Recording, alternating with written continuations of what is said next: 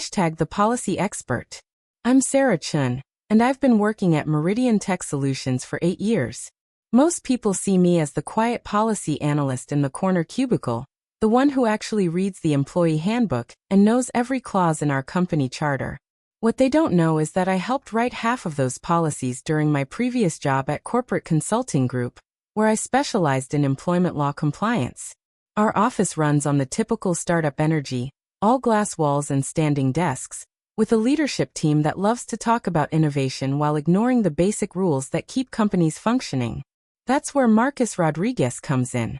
Marcus joined 6 months ago as our new operations director, and he's made it clear that he thinks rules are for other people. Marcus has this way of speaking that makes everything sound like a personal favor he's doing for you. You know, Sarah, I'm really going out on a limb here, but I think we can make this work if you just put in a little extra effort. He's constantly reminding everyone about his MBA from Wharton and his connections in the industry. The man can't order coffee without mentioning his business school network. The first red flag came during my performance review. Marcus had been on the job for exactly 3 weeks when he decided to restructure my entire department. I've been looking at your productivity metrics, and frankly, I think we need to have a serious conversation about your commitment level. This was rich, considering I'd just finished a project that saved the company $200,000 in compliance penalties. But Marcus wasn't interested in results. He was interested in control.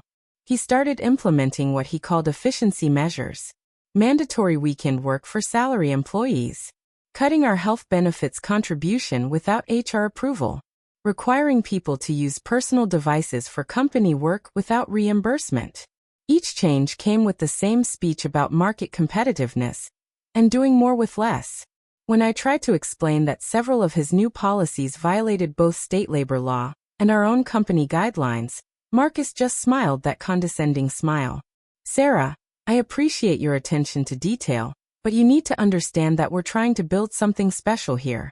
Sometimes that means thinking outside the box. Outside the box apparently meant outside the law. The breaking point came when Marcus fired Jennifer Walsh. Jennifer had been with the company for 4 years, had stellar reviews, and was currently on FMLA leave caring for her sick mother. Marcus called it a performance issue, but everyone knew it was because Jennifer had questioned his decision to make the marketing team work Christmas Day without overtime pay. I watched Jennifer pack her desk through the glass conference room wall, where Marcus was already interviewing her replacement. That's when I knew reasonable conflict resolution was off the table. Marcus wasn't just power hungry. He was dangerous. And dangerous people in positions of authority need to be stopped before they hurt more innocent employees. That evening, I made some phone calls. You see, there's something Marcus didn't know about my background. Before joining Corporate Consulting Group, I spent 3 years at the State Department of Labor as a senior compliance investigator. I still had contacts there, and more importantly, I still had access to their anonymous reporting system. But I also had something even better. During our company's quarterly board meeting prep last month, I'd helped compile the executive briefing materials. While organizing the files, I'd noticed something interesting about our employee classification audit. Meridian Tech had been flagging potential misclassification issues for months, specifically around management positions and overtime exemptions. See, Marcus had been so busy playing the big shot that he'd never actually read his own job description. On paper, he was classified as an administrative exempt employee, which meant no overtime pay but also came with very specific duties requirements under the Fair Labor Standards Act. To maintain that classification, at least 50% of his work had to involve management duties like hiring, firing, and directing other employees' work. But Marcus spent most of his time on what he called strategic initiatives, which mainly involved sitting in his office creating PowerPoint presentations about synergy and market positioning. Real management work? He delegated that to his assistant, Karen, while he focused on networking lunches and industry conference calls. The beautiful thing about employment law is that it doesn't care about your MBA or your intentions. It only cares about what you actually do with your time. And thanks to our company's new time tracking software, which Marcus had personally mandated to monitor employee productivity, I had months of detailed data showing exactly how he spent his days. I spent 3 weeks building my case. Every meeting Marcus attended, every task he delegated, every hour he spent on non-management activities. Our time tracking system was incredibly detailed, down to 15-minute increments. It painted a crystal clear picture of an executive who was misclassified under federal law.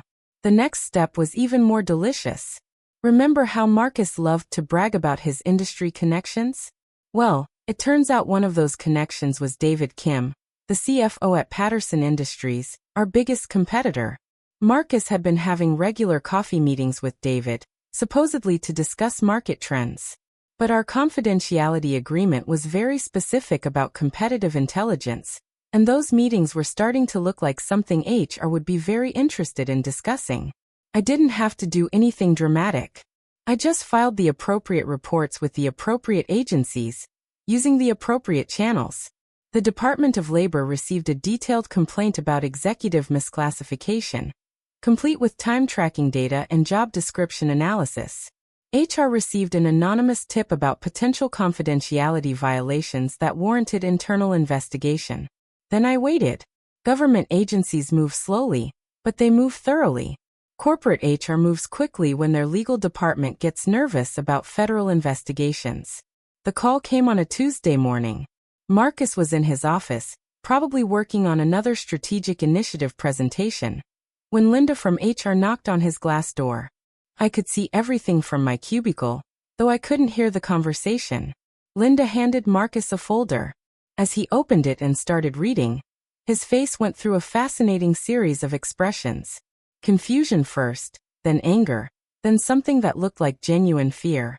He started gesturing emphatically, pointing at various documents, his voice rising even though I couldn't make out the words. Then Linda handed him a second folder. This one was thicker. Marcus opened it, and his face went completely pale. He sank back into his chair, staring at the papers like they might disappear if he looked hard enough. I knew what those folders contained. The first was the reclassification notice from our legal department, explaining that his position was being moved from exempt to non-exempt status, effective immediately.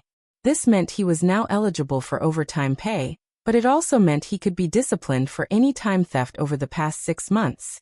The second folder contained the preliminary findings from HR's internal investigation into his meetings with Patterson Industries' CFO, along with a notice that the matter was being referred to external counsel for potential legal action. But the third folder, which Linda was now pulling from her briefcase, was the real masterpiece. That was the notification that his employment was being terminated immediately, effective today, for policy violations and potential misconduct. The same at-will employment clause that Marcus had used to fire Jennifer Walsh was now being used against him.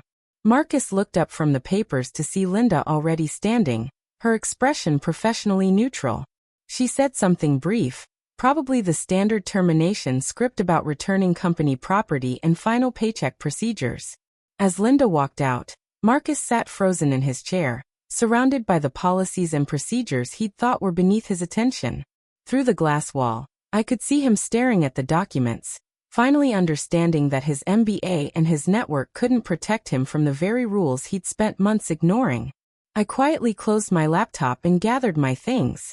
Tomorrow, I'd probably be asked to help interview candidates for the operations director position. This time, I'd make sure they understood that at Meridian Tech, we actually follow our own policies. Marcus was still sitting in his office, staring at those folders, as I walked past his door toward the elevator. His face held that perfect expression of someone who'd just realized that the rules they'd been breaking weren't suggestions after all. The elevator doors closed, and I allowed myself a small smile. Sometimes the best revenge is just letting people face the consequences of their own actions.